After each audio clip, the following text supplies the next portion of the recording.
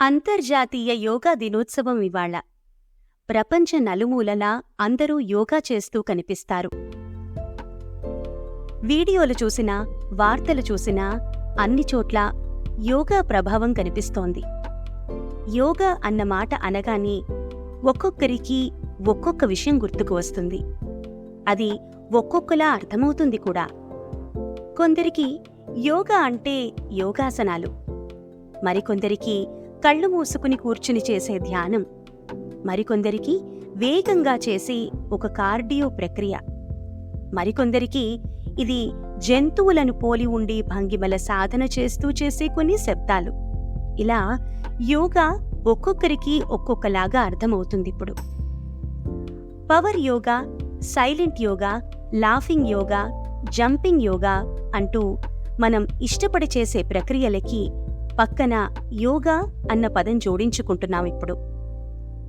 యోగాని అర్థం చేసుకోవడానికి చేసే ప్రయత్నం కాస్తంత అపార్థంగా మారింది అనటంలో ఏతిశయోక్తి లేదు. ఒక్కోసారి కొన్ని రకాల ప్రక్రియలలో ఆ యోగా తప్ప మిగిలినవన్నీ కనపడుతుంటాయి మనకి.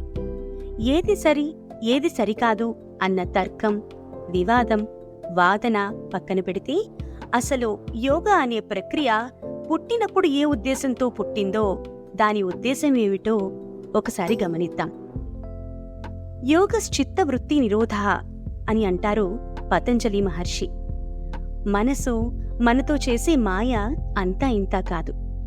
అది ఆడించినట్టు మనం ఆడుతూ ఉంటాం. ఆ క్రమంలో ఎన్నో ఒడిదుడుకులను అనుభవిస్తూ ఉంటాం.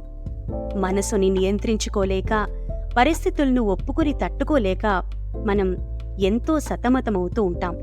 నిజానికి మనకి కలిగే సమస్యలన్నిటికీ కారణం మన మనసు నిలకడలేకపోవడమే. మరి మనని తలకిందులు చేసే ఆ మనసుని ఎలా నియంత్రించాలి? దానికేమైనా మందులు, కిటుకులు ఉంటాయా? ఉంటే ఎవరినడగాలి?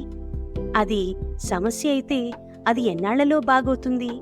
ఇత్యాది ప్రశ్నలన్నిటికీ సమాధానం శ్వాస ప్రక్రియ.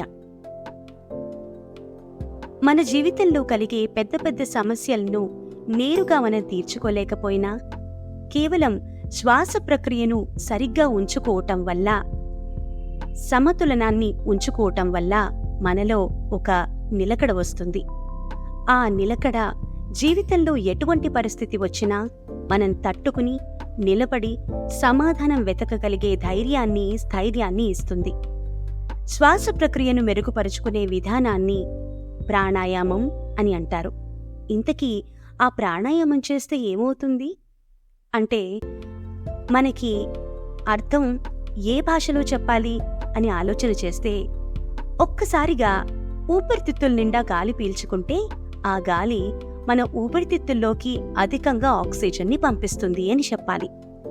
అధిక ఆక్సిజన్ మన స్ట్రెస్ లెవెల్స్ని తగ్గిస్తుంది, మన నరాల్ని, మైండ్ని కామ్ చేస్తుంది. అప్పుడు మన శరీరం, మన మనసు ఒక బ్యాలెన్స్ని సంతరించుకుంటాయి. దాంతో మన శరీరంలో ఉష్ణోగ్రత సమం అయి మనకి అత్యధిక శక్తి ఉత్పన్నమవుతుంది.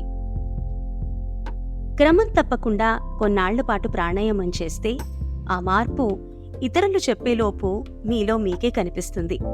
మీ చర్మం చాలా ఆరోగ్యవంతమవుతుంది, కాంతివంతమవుతుంది. మీ శరీరంలో అధిక బరువు తగ్గుతుంది, నీరసం తగ్గి శరీరం బలం పుంజుకుంటుంది. ఎక్కువగా తినడం, బింజ్ ఈటింగ్ ఉండనే ఉండదు. కొవ్వుతో పాటు కోపం, ఆత్మన్యూనత, నెగటివిటీ తగ్గి మన నాడీ మండలంలో మార్పులు సంభవిస్తాయి. దీర్ఘకాలిక రోగాలు కూడా తగ్గుముఖం పడతాయి.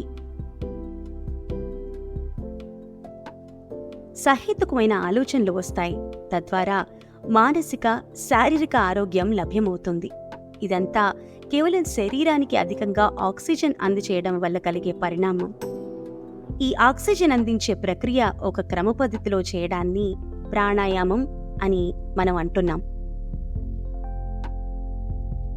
యోగా అనేది ఒక హోలిస్టిక్ సైన్స్. ఇది ఒక కల్ట్ కాదు.